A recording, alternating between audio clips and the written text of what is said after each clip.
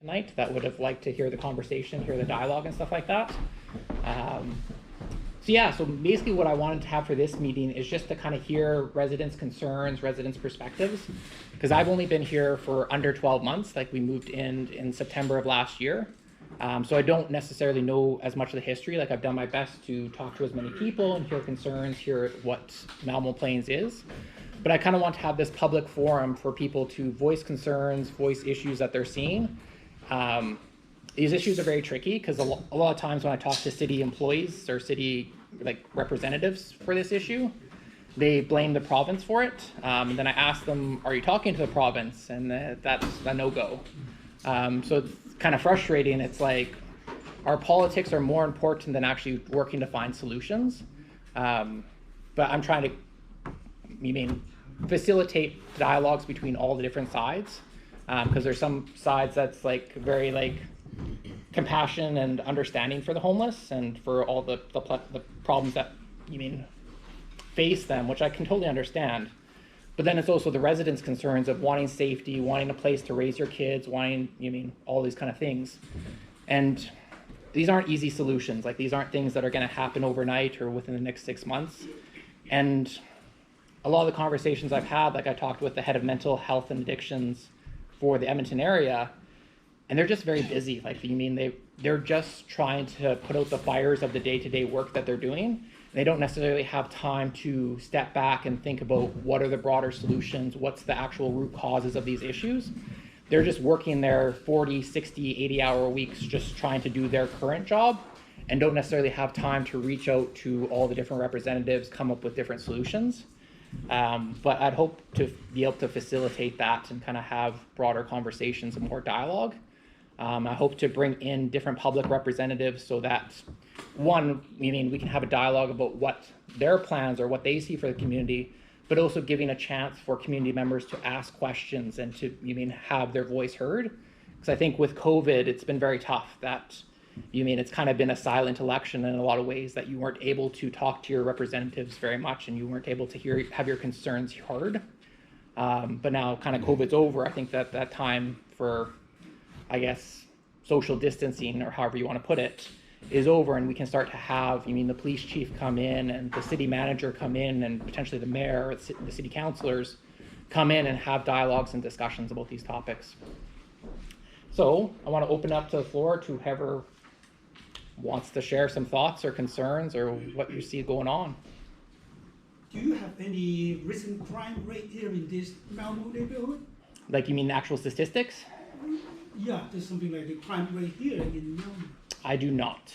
Okay. Yeah, I'm going to be meeting up with the police chief in a couple of weeks, so I kind of want to see what data they have and stuff like that. Mm-hmm. All I've seen on the website is certain heat maps and stuff like that, and talking to residents, it's my understanding from talking to residents is kind of 2017, 18, 19 wasn't too many issues.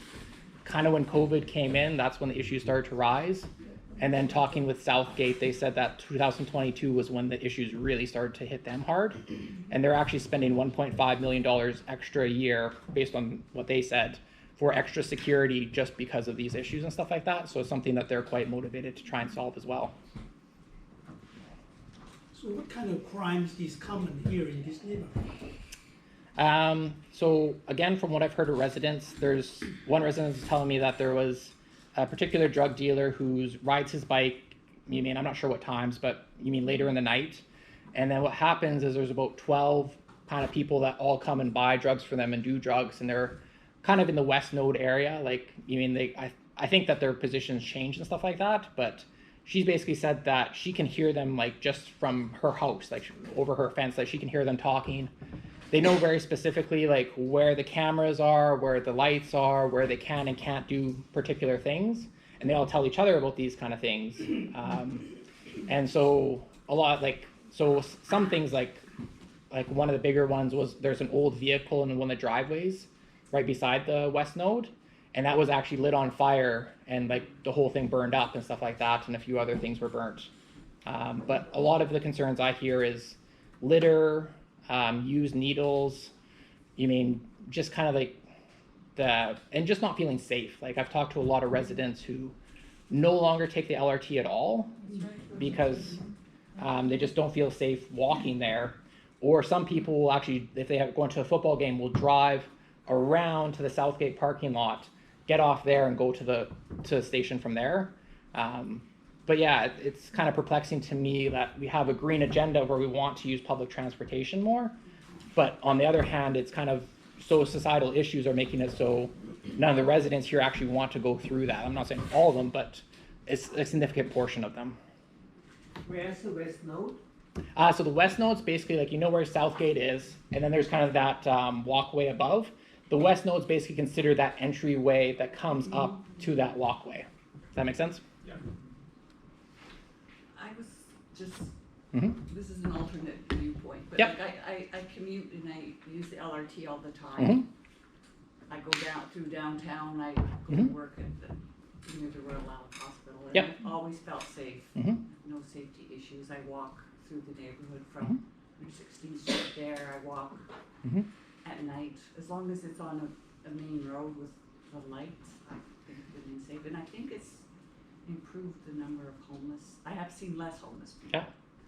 But that being said, I do not live in that high crime area Mhm. around the edge. But Yeah. I think the LRT is important in that walkway. Mhm. But there's important. And personally, as a woman who's over the age of 60, who walks by themselves, I have not ever Mhm. felt my safety. Yeah. And I am, a lot of people don't, but on purpose I walk the perimeter. I think the more eyes on the street, the Do- better. Like, Do you it's mean good to like you walk like 51st Ave, or do you mean you walk through? along the White Mud and around Michener Okay. Park? Like, I like to walk in the Yep. neighborhood, right? The more people that walk, the better. The more Mhm. eyes on the street, the better. So that's my personal opinion. Yep. Like, there are issues, but Mhm. so far I feel safe.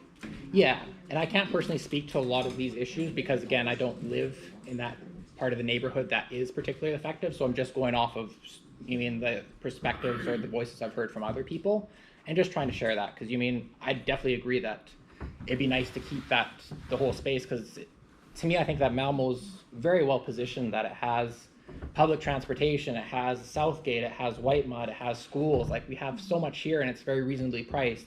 But having residents who are concerned about these issues, it's something that kind of needs to be addressed, particularly with people that live right at the LRT. Yeah. But I There's a lot of have frustration. also seen the, after they take the drugs, Mm-hmm. they are like zombie, Mm-hmm. walking all over Mm-hmm.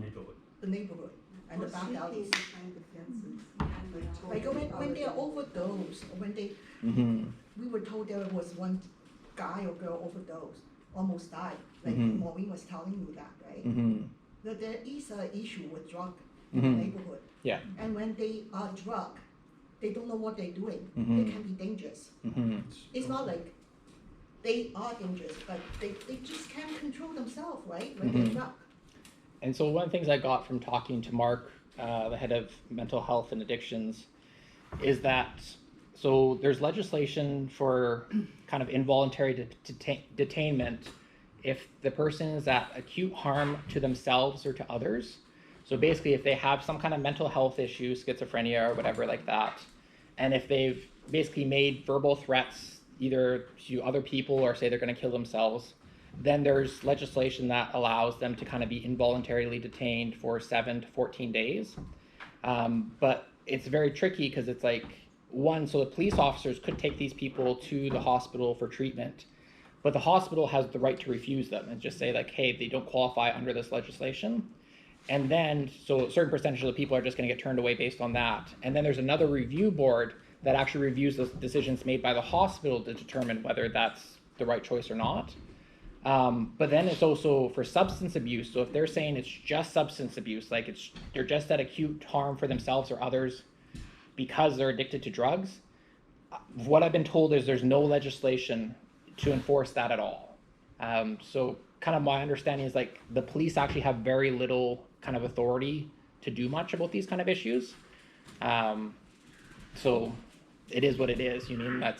That's what I'm trying to sort out, is like get to more and more the root, because it's very easy to just be like blame the police, but it's like unless you kind of fully understand the context of the situation, it's like they may be doing their job or they may not, but until we actually kind of fully understood their perspective and see all the different sides of the view, it's hard to know what's actually you mean the issues at hand? Yeah, I think when they're talking about the main street, 51st Avenue and 111th Street, that's fine.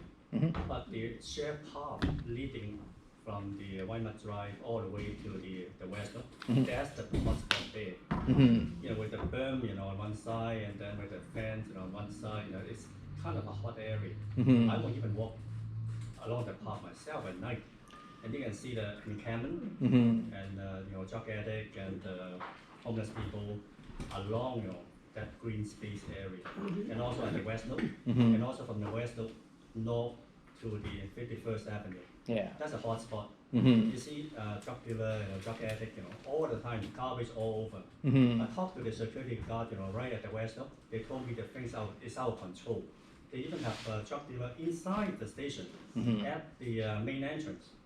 Mm-hmm. It's scary. Mhm. Even their staff, told me, that it's terrible. Mm-hmm. It's out of control. That's Mhm. the situation right now. Yeah. And I live around that area and I do my walk. I Mhm. see garbage every day, needles, condoms, everything, Mhm. all scattered all over the place. They put a new garbage can just beside the West Loop, Mm-hmm. and the city called me a few times. Where is that garbage can? And I explained to them exactly where the location is. They haven't picked up the garbage for the whole week. Mm-hmm. But the problem is, you put a new garbage can, homeless people put it all over the place. Mm-hmm. All Because you over the have green seen my space, so on and husband's so forth. email, right? Mhm. We almost have to talk to 311 every day to Mhm. get someone to clean up our back alley. Mm-hmm. Yeah. The page is this long, all that documentation is Mhm. documented. So the bottom line is, what the city can do in the short term, to control those problems. Along 111 A Street, So on the walkway to we are the behind entrance, the the white LRT. arch. Close to the pathway crossing. So West Loop. close to the, Yeah. can we to the mall or, because I'm at 1120346. It's a bit further away. And the homeless just set up 2 camps, about a month ago. Mm-hmm. And the picture I we think we posted in the Malmo, Mm-hmm. and they set up camp, and then we saw the red. I'll show you the red. This is the truck came in exchange. I think they exchanged drugs or something. And then after that, when they left, Mhm. we went into, because it's right behind our house. Mm-hmm. I just moved in last Mhm. summer. Yep. So it was okay. Mhm. And then like we seen homeless where the stations are, but right now it is set just directly behind. The kids, the visitors couldn't even go outside at the back. I said, Mhm. because they're making a lot of mess that I Mhm. can show you. Yep. Like this. Mm-hmm. Because I'm not Right saying- behind our Mhm. backyard. Yeah. I'm And not it's saying not even that, safe. yeah, And then I'm not saying that it will happen to us, but Yeah. over 25 years ago, Mhm. my coworker after night shift, she went home, she passed through the White Avenue, how White Avenue was 25 years ago, she got assaulted. Mm-hmm. Because there was no one around. Mm-hmm. When she walked through the quiet alley Yeah, I think this problem is not only affecting the by local, someone on drug, the local resident here, but you know that a lot of people go to the Southgate taking the LRT, You got students go, walking over there, you get LRT riders, you get local residents, you have shoppers. Lots of people go through that area every day, not only the one that lives here, in this neighborhood. Yep. So that's a very hot spot. and also, if we don't complain. Just one every second, day- guys. I don't want you to take, like, I have Okay, to, sorry. I have to get other people. Yes. So there was one person over in the left side that had raised their hand. Hi, I'm Valerie. Hi. I was just saying, it's too bad, Michael Jansen is no longer a Malmo resident, because the city council rep would have been nice to have here. But, I met with him on Thursday. So this meeting, I mostly just wanted to talk to residents, and I didn't want to necessarily bring in city council to it yet, or you mean kind of officials? Because I would kind of want to first understand the problem just from the residents' perspective, and then kind of set up meetings to bring in the other officials. Does that make sense?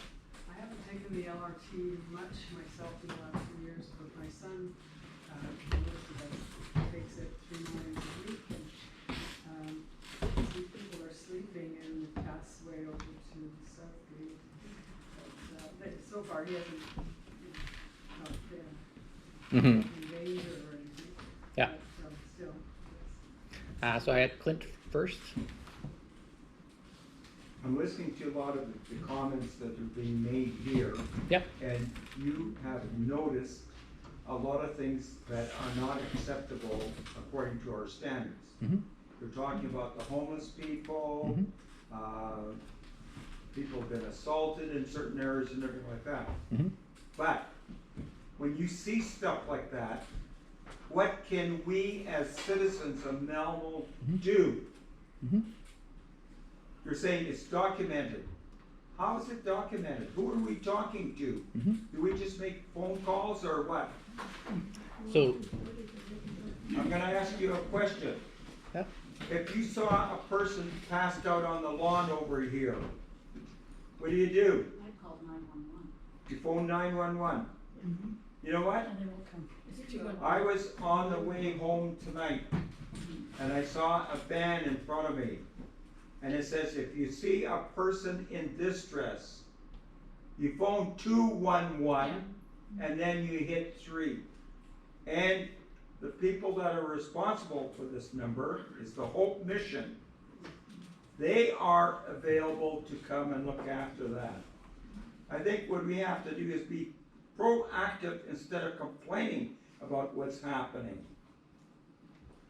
Another suggestion was made at a previous meeting here, is that something's happening in your alley. So you phone 911, they don't want to listen to you. That's 911's for a different purpose. There's a police number. And so you're gonna tell them, oh yeah, you come down to 51st Avenue and it's that blue building and that house and everything like that. Mhm. The police haven't got a clue what blue looks like in the middle of the night. Mhm. But someone has suggested that maybe the garages all in our area should have addresses put on. Mhm. And when you say, you give them an address, 114, 43, 51st Avenue or 41 Avenue, they know exactly where to come to.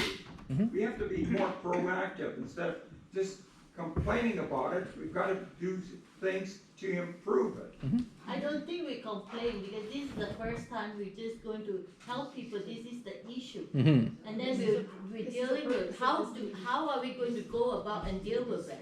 So hold on, You know? hold on a second. So I've got. Everybody is aware, it's Yeah. not complaint, and then everybody aware this is the issue. Yep. And how are we as a community to deal with it, Yep, you 100%. know? So Yeah. I've got Dawn. Yes.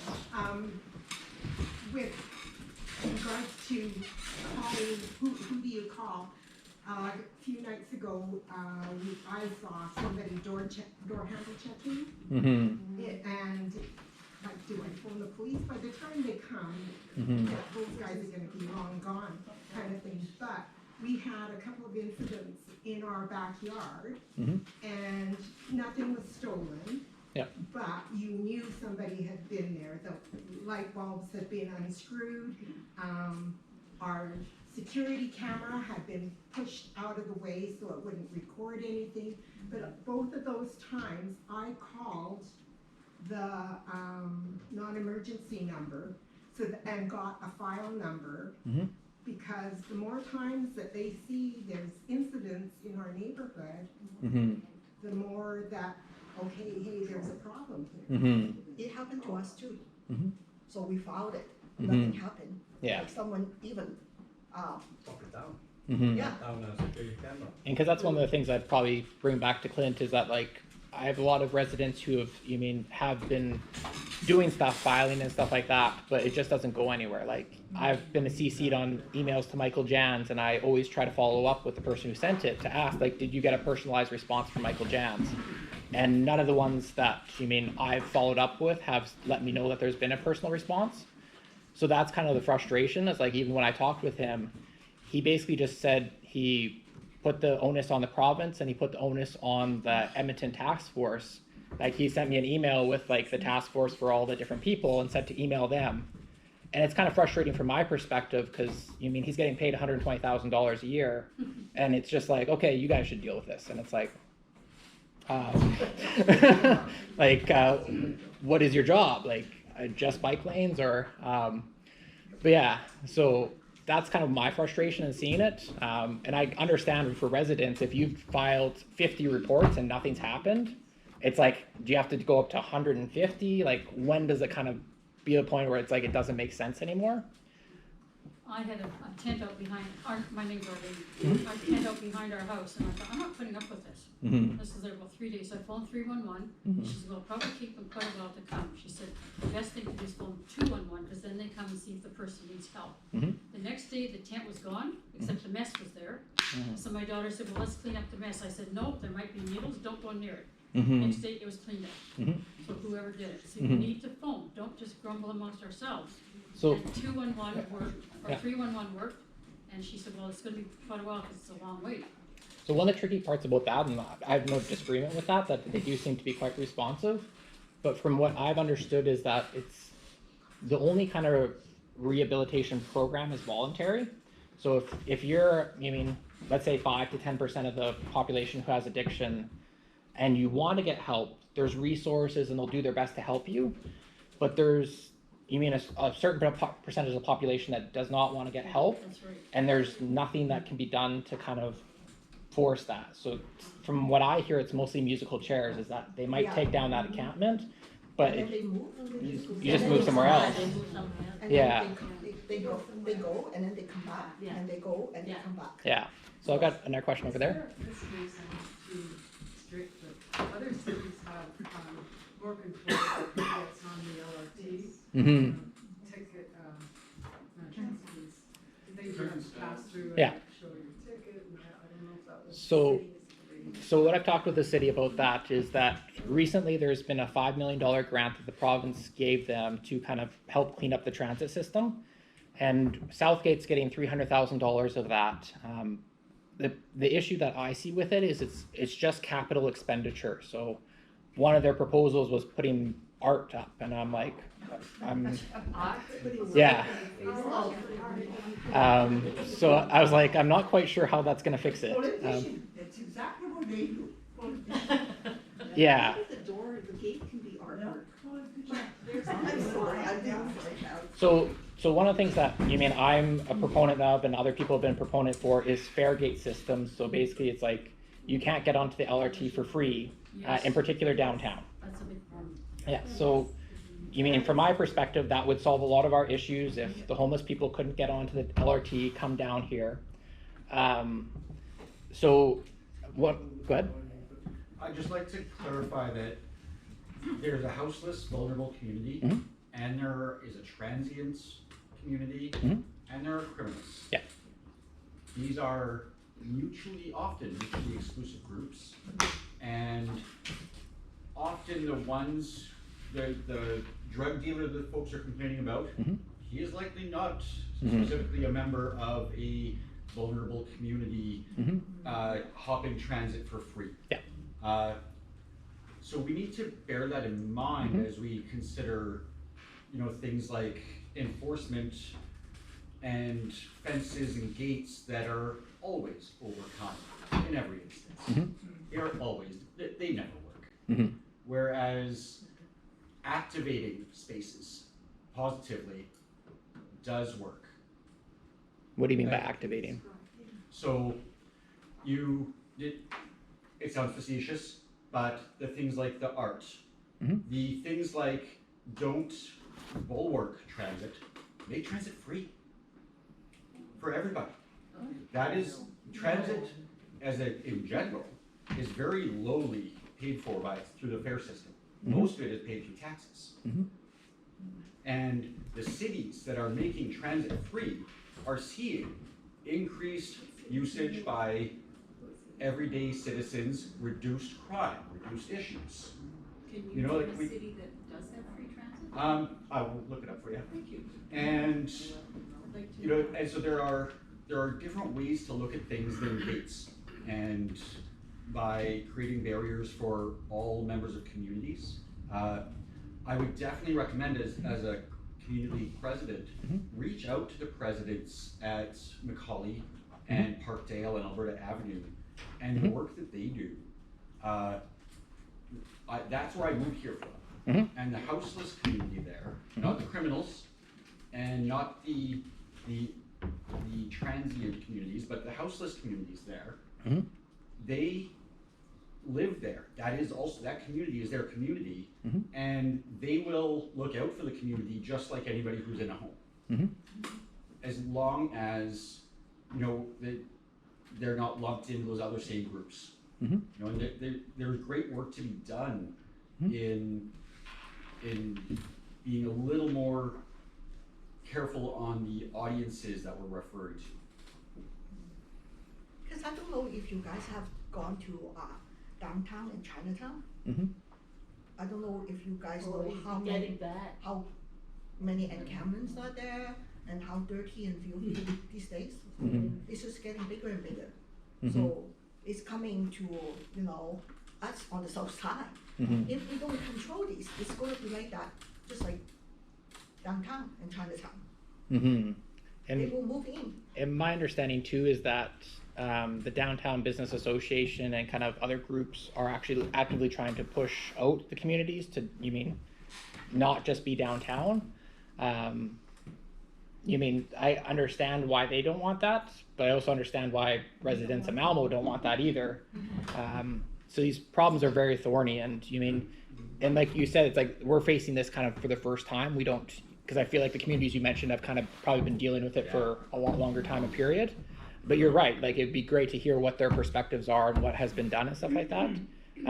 Because like one of the things that the Mark brought up from mental health and addictions is that it's very tough to get better if you don't have a home.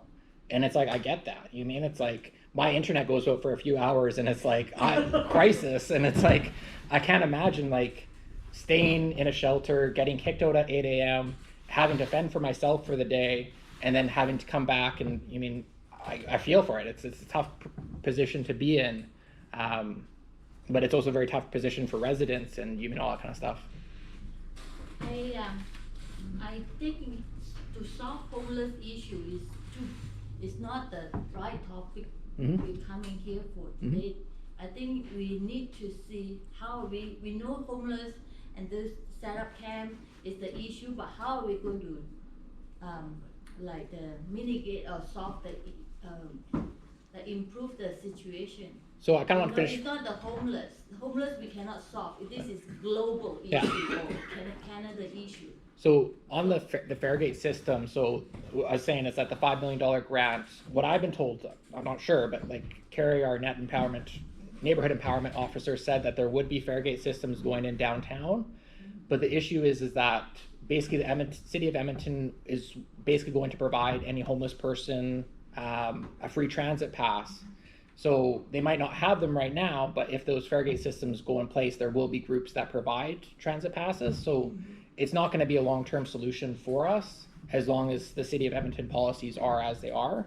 I can't say what's right or wrong. You mean, I understand there's both sides, but My question is that do you know that the city or they're going to increase more peace officer or patrol from the police to go on that back alley, especially 46th Avenue, you know, just right behind the So that's- gate that along to the LRT station. We need to have more increase in like visibility of the police Yep. by patrol or police officer, you know, then it helps a bit because like we can't even go out now. At our own house, we cannot even step outside. So that's one of the things I'm going to talk to the police chief, I think Dale McPhee is his name, at the end of the month, is that I've talked to different residents. I think it was Maureen that brought it up, that, and maybe you guys as well, Paula, is that there had been a time where we had either one or two officers that was patrolling the area, and during that time it felt a lot better, a lot safer and stuff like that. My understanding right now is that they basically just, a police car drives through the back alley and within 5 minutes they're gone. So that's definitely one of the things that I would like to figure a out. bit more like more, or it's just just showing their face, not doing anything. At least it's much better. 100%. So Yeah, just around that area, you know, you can just one loop and walk, and then go to the station and out. Yeah. That's it, you know. yeah, Yeah. I think I was gonna just say that the whole thing with the LRT, because to me, maybe I'm wrong, but my recollection of things is we started to have this issue when they did make transit free during COVID. That's when people were riding the train wherever, all the time. And that's when this started Mhm. becoming an issue here, because they could get anywhere in the city. Mhm. And I recall the city talking about having police officers and peace officers on the trains and everything, because I've heard horror stories from people who've been on the trains and Mhm. witnessed a lot of things. Is that happening? And that might be a question for our counselor, or the police chief, is like, what happened to that? Because there was a big thing about it in the news, how we're adding all these people to be in the trains, Mhm. one on every train and all this. So- I don't think that's happened in the city, but it started when they made it free for people, Mhm. because no one else was riding it because of COVID. Mhm. And it's sort of like we can't pull back from that now, and Mhm. it's just become a free-for-all. And I feel for the people who live along 111th Street. I Mhm. really do, because I've walked through there, and I wouldn't walk through there. Now, I take 51st if I'm going over to the mall or something, because I Mhm. just don't want to encounter Yeah. mess or I'm concerned. I'm I a use- person, I don't. I use the LRT all the time in public transit, in the buses, and I go through, down the back alley, behind line 46. I go Mhm. down the back alley right to the Bedway. Mhm. And there are a lot of drugs being done there, Mhm. a mess, Mhm. in a lot of areas. So I know they did do some cleanup in that area, removing some brush or whatever, but it seems to have all kind of grown back. Mhm. And the north access that goes from the back alley on the north side of it there, Mhm. they've got brush that almost covers the whole walkway. Like, Yes, all we would yeah. have to do is move that Clean brush up a away bit, yeah. permanently, not just trim it back, but remove that brush. Mhm. Like, make that area as open and as viewable as possible. Yeah, so that's one of the things that we're working on with Carrie about is like trying to come up with solutions, and that's one of the issues that has come up is the shrubbery. For me, it's not just the shrubbery. Like you totally agree that you mean removing that would be very helpful because I'd like clear sight lines from the road to like the back of the fence would be very nice. But also I'm just started talks with the city about clearing the shrubbery all along the white mud wall, because I did a walk there where I went to Southgate at like 2:30 in the morning, and then I walked down kind of like the back alley, and surprisingly I didn't have any encounters for the most part, but for me the biggest fear was that all this shrubbery is basically I had to keep my eyes posted on this like the whole walk there, because you just don't know, like you can't see anything, and especially like one, there was 2 lights out, and I can't remember who mentioned it, but I think it was Clint, about like the house signs would be great because like these lights, I'm like, I have no idea where I am. And then, so it's like cutting out that shrubbery and just making it so it's just trees and grass or rocks or something like that. So it's like you have clear sight lines, because right now it's like, there's like nowhere to run too. Like, you mean if there is somebody there. One issue I did have is I went to walk the pedway that goes across to Harry Ainley, and there's no lighting on it. I'm not sure if it's broken or what was with that. Yeah. But I saw like a shadow of somebody that was on the pedway, and I'm like, not today. I just like walked back the other way because it's like I'm good. I'm not gonna try this. Like I'm a pretty big guy, but like I just don't know. So one of the things I did like too is that there was one house that had motion sensor lights. So when I walked by, the light hit me, and I was like, whoa, like. You mean at first it was kind of disturbing or unsettling or whatever, but then I was like, that would actually be really nice. You mean? So it's like, one, it kind of lets me know if there's somebody like walking towards me or something like that. I could see like a motion sensor light. It's like, okay, like I kind of know, like I get for people who live on there, having that much lighting going on and off might not be ideal, but kind of from a safety perspective, that might be one. So like kind of what solutions I thought of were cutting back the shrubbery. So you mean you can have clean sight lines there, because in sections where there was no trees and just a little bit of grass, or there was no shrubbery, I felt a lot safer. I mean, I could just, okay, I can see what's going on here. The chances of somebody hiding behind the tree to jump out at me is very low. You mean, you have to be there for a while to kind of make that one happen. Having motion sensor lights, so it's like the light turns on if there's somebody there. It's like, Yeah. that'd be very nice. Good, yeah. Cameras would be nice. You mean, again, I know that there's going to be people that vandalize them and destroy them and stuff like that. But one of the stories I had was I think he had his compost bin torched, and his neighbor actually had a camera, and for some reason the guy who torched it put his face right in front of the camera, and they actually caught him. I don't know what happened after that, but so having cameras can be helpful too. But yeah, like I'm gonna lobby for getting a couple police officers. One of the things I have heard is that the province provided funding for 100 more officers, but they're actually having a really hard time finding those officers because it's just a lot of people don't want to be police officers. Again, I can't verify that, but that's just what I've heard from our net officer.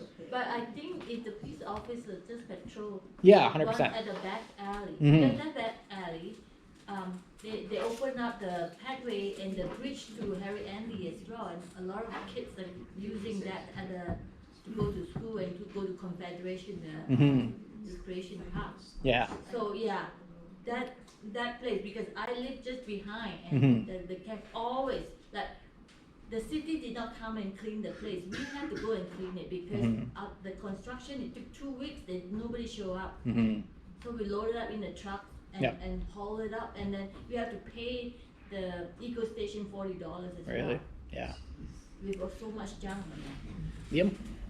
In your chats with the city, Mhm. could you possibly explore what kind of neighborhood support or sign up would be required for like activation of the small open field at the base of the Burn Hill? It's down close to the very south entrance where it comes out to the White Mud and 111. Okay. So you've got that nice open field there. My kids are out there many days during the summer playing catch, playing baseball. They're out sledding the hill in the winter. You know, they just put up some new trees in there, which is going to make sledding more interesting this morning. I'm also disappointed that they put fruit trees in. I think we got to start planting more food. But another tangent. But what would it take for neighborhood support in order to activate that space into a community garden during the summers and get some straw bales at the bottom and make a youth hill, snow hill during the winters? There's spaces that are activated and that have that sense of place for people in the neighborhood. Mm-hmm. Interesting. Yep. Yeah, maybe more people, more traffic, and then the homeless will. That's exactly what it is. Yeah. Mm-hmm. Because right now, because that hilly part, right? 111. Yeah. Yeah. I like the I straw saw bales. them there, yeah. I'm the guy with the super bright motion detector light right by that hill. Oh, is that the one that got me? Clint? There are about 30 of us here. Mm-hmm. We recognize all the problems that we've got. Mm-hmm. What would happen if all 30 of us phoned Michael Jantz and said, "Hey, Michael, you got a problem?" And everyone, and you know what? If he's worth his salt as a counselor, I think we'd probably see a little more reaction. And you mentioned it's too bad he wasn't here to address it. But if he can't come, why don't we make the phone calls to the counselors? And he hands out this little magnetic things and he said, "You got a problem or something like that? Phone me." Well, there we are. He's asking for calls. We got problems? Let's phone him. And you know what? His assistant and he'll say, "Hey, there's a problem in Malmo." You know, the police are too busy doing major things. Let's get our counselor working. And you know what? If he's worth his salt, he'll be re-elected. If he doesn't do it, then we'll get somebody else to take it. He doesn't respond, he doesn't respond to emails or anything. I emailed him and I've never got a Yeah. response. He never answers anything. Yeah, so he's had 2 years, and so has the whole council, and I personally haven't seen much action. So what I've got recently is that Mayor Sohi and Premier Smith recently met up, I think at the end of July or something like that, and had a conversation, which Sohi said was productive, but kind of what it was is just, province, we need more funding. And to me, it's neglecting like the jobs that you can do. Like, so I was talking with the Southgate representatives, and they had gone to a recent Sohi's like dinner or something like that, and these issues weren't anything that he brought up. Like, these are not issues that he's particularly interested in solving. So how would I say it? So what my hope is, or my goal is because I'm part of a lot of other community Facebook groups, like Lendrum and stuff like that, and a lot of them are facing very similar issues to us. I think we are probably the most acute because we have the LRTs as close as we are. Maybe Empire Park's probably similar. But there's a lot of residents that are equally as frustrated in the other communities. And that's what I hope to facilitate, is kind of having a town hall discussion where we bring in the chief of police and we bring in a few other people, and we can advertise that to, let's say the 10,000 people kind of our area. And instead of having it at this hall, like the Southgate Baptist Church on the corner offered for us to use their sanctuary, which holds 220 people, for free for those kind of events and stuff like that. So, and I also talked to the Holy Spirit just today, and they said that they'd be totally cool, and not just for community safety, also kind of partnering in other activities as well. But my goal is to, one, connect with as many of the different people as possible. Like I've reached out to the provincial ministers. Those have actually been the hardest people to get a response from yet. I haven't got a response from any of them yet, which is a little frustrating because the city has actually been quite receptive and they've been very fast to set up meetings. But I'll keep doing that. But then keep on building our group of people who are concerned about this and have issues with it. Because if we can bring 200, 300, 500 people to an event, but we also kind of need solutions and kind of things like that. So that's why I'm talking with we're just emailing back and forth with one of the people that's in the city parks and rec department. So about getting those shrubs done. So one, taking responsibility and doing the best we can with what the resources we have. So motion sensor lights, street labels on the garages and stuff like that. So we want to do our own part and just say we can't just say we're not doing anything, but then also having a coherent group, because what I see a lot of is kind of frustrated individuals sending emails, and that just doesn't seem to go anywhere. You know what I mean? So I think it's what we need to have is 200 people, and then bringing in whoever it is, and being hey, here's what we've seen, here's our problems and stuff like that.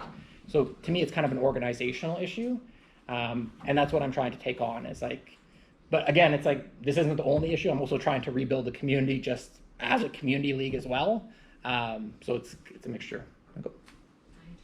Hi, Joyce. I guess my question is, you're a volunteer. You do this and all your other duties. Yeah.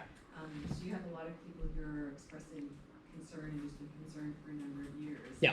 Would it be, it seems like it's a lot for us just to dump on you and say, yeah, fix it for us. So is there something that the community can do to help and support you? Would it be, do we strike up a committee or something? Once again, you're a volunteer. Yeah. Do you work full time? I don't work full time, but for me, it's I've actually decided to take a sabbatical for a year or two. I joined the community league to promote a personal training business I wanted to start, but I actually found I like the community league a lot better than the personal training. So to me, this is actually a very exciting project, and yeah, it's something to figure out, and I have no any problems with that. To me, what can be helpful is just volunteers, because the easier the community league runs in general, the more time I can have to kind of focus on these issues. So John helped organizing the casino that's one duty that I don't have to do, and then Najib helping out with memberships today was thank you. So it's more just volunteers and stuff like that and coordinating, but it is a lot, but I'm enjoying it. So What of all this group here, what is the solution? It's mental health, it's drug addiction, is there a solution? You look at people downtown, they're walking through, down where the hockey rink is, and get stabbed. Yeah. What's the answer? I don't know if anybody has the answer. So one of the tricky parts. It's not our issue. Today, we're talking about our community. It's not homeless, it's a global issue. It's drugs. It's not just Canada, all over the world. No, I know, it's mental health and it's. So it's not what this community tonight we're talking about. We're talking about safety of these Malmo planes and how to. It's tricky because you kind of have to balance. Yeah, but it also related to homeless, yes. But actually, to help homeless is not. We cannot help. Even government cannot help. So it's not. Nobody have a solution. It's not that easy. It's not just homeless. I Yeah. think the way you broke down the three groups, we've got transient, criminals, and the homeless. Yes, yeah. And in Malmo, we're being affected by all three groups. We're affected by the transient because the other thing that's happening in the West Node is you've got a lot of investors that have picked up houses and they're being used as rooming houses. So you've got temporary residents. That's okay. And some of them are lovely, but they don't have an interest in the community, and they don't have an interest in making it a community. They're here for however long they're here to do their thing, and some of them are very good people. Yep. And then there's the criminal element, and I think that's the big concern. And unfortunately, there's overlap between those three groups. Because, you know, like homeless people like you're describing that become part of the community, I mean, I feel for those people, and I'm okay with them being there if they're not doing anything criminal. But where can they be that is Well, then that's the okay, right? question, That's where the can problem. they be Where and are it's they safe for being them, safe? it's Yeah. sanitary, Mhm. because that's the other issue, you know, like. Mhm. Actually, And then homeless that becomes people is illness and everything okay else. as long as they clean up, you know? They always leave so much mess. But what I was told But when I went to Chinatown for lunch, the waitress told me that in Chinatown, the city built two portable potty for them to use. Yeah. So it's not, so it's kind of like they prepare them just to live outside. So when they complain, yes, they move the camp to this, maybe 1 or 2 streets away, and then someone will complain again, and then they just move back. Yeah. It just, and then there's 2 parties. Yeah. Outdoor. Like, to me, For them to homelessness use. and everything, and Yeah. mental health issues and addiction, that's a symptom of a much deeper issue we have in our society. That's right. And it's just coming out that way right now, but if you start reading and looking into our society as a whole is toxic, and this is a big symptom of it. Yeah. That's right.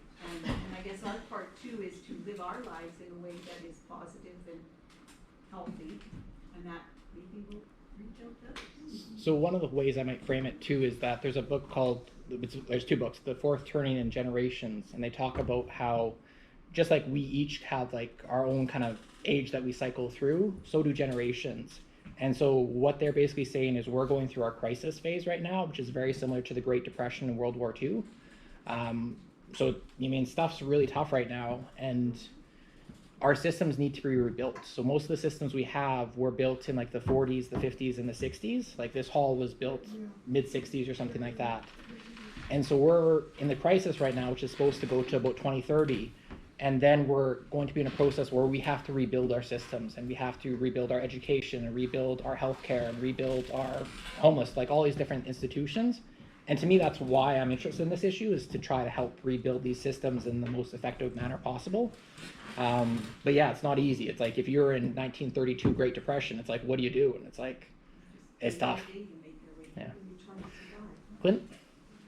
You know, you sort of went off the edge of what used to be in the 60s and the 70s and everything like that.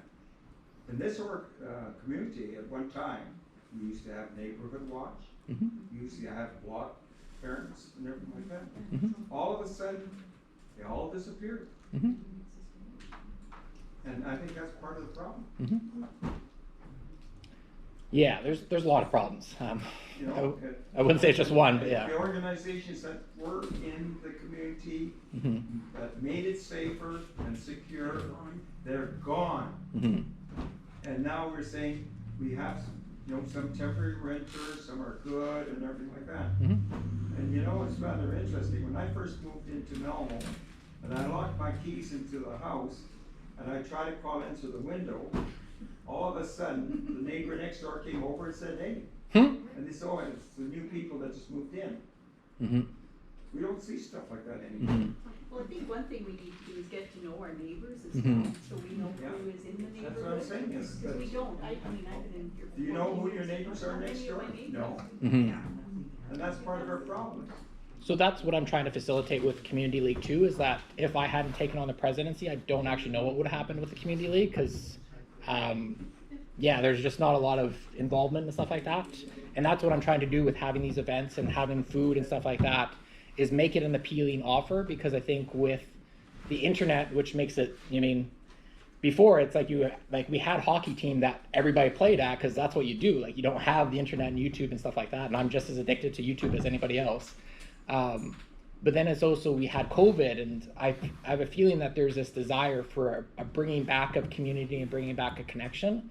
And that's, I mean, just what I hope to facilitate, and that's what I'm just looking for help on that. It's like, you mean, filling up my executive with, you mean, people who are showing up, doing the jobs and all that kind of stuff, having great events and having different organizations and partnerships, like talking with the Holy Spirit Church today. They're talking about all the different things they're doing. I'm like, that sounds great. You guys have a gym. Like, let's do cornhole over the winter. Like, you mean like there's so many different things. So it's just a matter of volunteers, leadership, organization, and stuff like that. But to me, I'm very excited and I'm very hopeful because to me there is so many great people that I've met. I think the short-term solution here is to discourage the drug trafficker in the neighborhood. If they don't pick Southgate to sell the drug. 4 years ago, the Edmonton police, sent a unit to our neighborhood. It's called a crime prevention and suppression unit. Yeah. That unit works very well in this area. And it kind That's of what I want to bring remove back. The drug dealer and the drug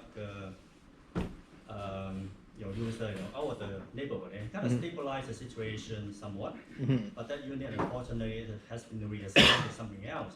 Yeah. Maybe there's something that they should consider, moving back that unit back, to our neighborhood, to kind of stabilize the situation.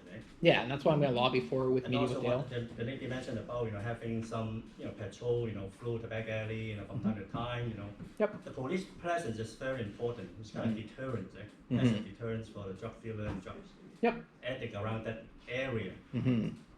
My security camera captured a couple of video. That was about 4 years ago, and the crime prevention unit, when the patrol car drove through the back alley, they stopped people, checking their bags and so on and so forth, for drugs. I got the video. Doesn't it all boil down to And cash? that helps a lot. I mean, it's It all much boils more down quiet. to money. It all boils down to money. We haven't got enough money. It's not just money. But for the police to have more police. It's also about the authority that they have, Yeah. because I've talked to peace officers who have said, I'm actually worried with any call I have about, being filed for discrimination, losing my job and stuff like that. So it's like the police officers are actually scared to do their jobs because of the political environment. I've heard about one neighborhood south of 6th Avenue. It's supposedly so tough that policemen will not go in there unless they're in pairs. Yeah. So what he said is that there's neighborhoods that basically it's like police officers won't go there like by themselves. And to me, I think that's how it should be. Like if I was a police officer, I would not want to necessarily patrol these areas by myself because you just don't know. Like, it's very easy to get overwhelmed if there's a group of 5, 10 people and stuff like that. So pairs, totally agree with that. How do we not become one of those areas? That was hearsay. So that's what I'm hoping to continue to have these dialogues, these discussions, bring in like the city officials and stuff like that. Because I could tell you go all send angry emails and angry calls, but to me that's more of a warlike stance, and I don't think that's necessarily going to be the most effective solution. I understand emotionally how that can feel good, but I don't see it with my talks with Michael Jans that's going to change anything. He'd just be like, hey, here's the other people that you should go blame. So I'm just trying to do the best I can with the resources I have. I really like what you're saying, and the work that you're doing, and thank you for not being employed elsewhere and doing it, because I think there is a solution, and I like the idea of activating and what can we do to deter it so that it doesn't continue to increase, because I think it did get worse when COVID started and we less people around. I live right on 49th Avenue, within a block of the LRT station. So we have a lot of traffic down Front Street and in the alley. When COVID started and when the lock-in started, the nature of that traffic changed dramatically. Yes. And I have to say, in the last year or so since it's been open, more of the normal, I've used that term kind of loosely, there's no other intention there, are returning, the people taking the LRT going to work, and there's less of the other stuff. Yeah. But it's disconcerting to walk down that alley and find somebody passed out by the fence. And I whenever I have seen anything, I've called. I've called 311 or the non-emergency number. I've even talked to people and do you need help? Getting them. But that process is also frustrating. One particular time, the non-emergency number connected me with the crisis unit because the young lady in question had been referred to some drug support program, and she seemed interested in connecting with that. The crisis unit could not connect. Mm. The program she had been referred through by Edmonton Police, there was no, Mhm. there was like a total disconnect, there was nothing they could do. Yeah. All they could do was come and pick her up, take her to a shelter, to which she replied, "Thank you, no, if I go there, I would be in worse shape because of the drugs and the crime in the shelters." Yeah. And the only response the person from the crisis unit made was to say, "I'm sorry, but that is true." Mhm. Which made me like, the city has a big problem. Mhm. Because if those agencies that are supporting these people aren't talking to each other or able to connect, Yeah. how do they even begin to help these people? Mhm. Agreed. Geneva, you had What happened to the beat police people? again. I'm not talking to the right person just yet. Like I have to talk to Dale and see what's happened because I don't know what's happened to the police. I don't know what's happened to these things. Where the E&W is on Wide Avenue, I live 2 blocks south by the roundhouse. Mhm. Anytime during the day, there were 2 police Mhm. going up and down and around, all around like Trinity Lutheran Church, Mhm. that whole area. I live in between the A&W and the roundhouse. Mhm. We always had 2 or 4 beat police going up and down the alley and around the whole neighborhood. And that's my goal is to try and get the police presence back. Had no fear of living in that area. Yeah. We have a police officer. No, at Yeah. one time, I know. Yeah. we used to have several policemen that used to live in our neighborhood. Mhm. And you know what? The guys would come home for lunch at noon and stuff like that, Mhm. and everybody thought, oh, there's trouble in the neighborhood. And you know what? That was the best controlled Yeah. unit, and we had very few cases of break-ins and stuff of that nature. Yep. Well, it's 8 o'clock. So I want to first let anybody who wants to go. I mean, I don't want to hold you, but I'm down to stay and talk with whoever wants to talk for as long as people are interested. And did you have? A number of years ago, I was with the Building Owners and Managers Association. We worked with the City of Edmonton on safety by design, as far as landscaping, headways, parkades, and stuff downtown. Or so. When we were doing our neighborhood renewal, I thought that the shrub cleanup was part of it. It was one of the discussions, it was one of the sheets, but somehow it got, it slipped off or the sticky fell down. But that's definitely, design of those kind of areas and how we design our properties. Like, the houses and the trees the neighbors have between, on their property line next to our house. Yeah. If the house is rented and the guys would be cordial enough to keep the underbrush clear, so there's no place to hide, no place to sleep. Yeah. We can't create inviting spaces for people who wanna hide. Yeah, 100%. Keep it, the idea of the extra lights and stuff like Yeah. that, maybe there's a solar light program that Yeah. get Actually, grants on it. Get some money from the community to put when up they set up sensor the lights. camp, right directly behind that was clear. Because further up, it's all got bushes all around. Because my house, the first one that is clear with a tree, and that's where they set up.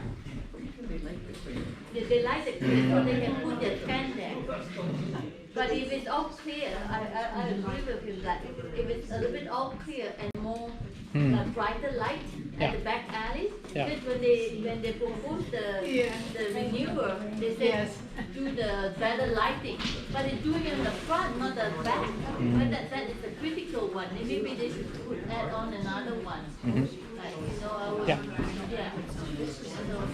Yep.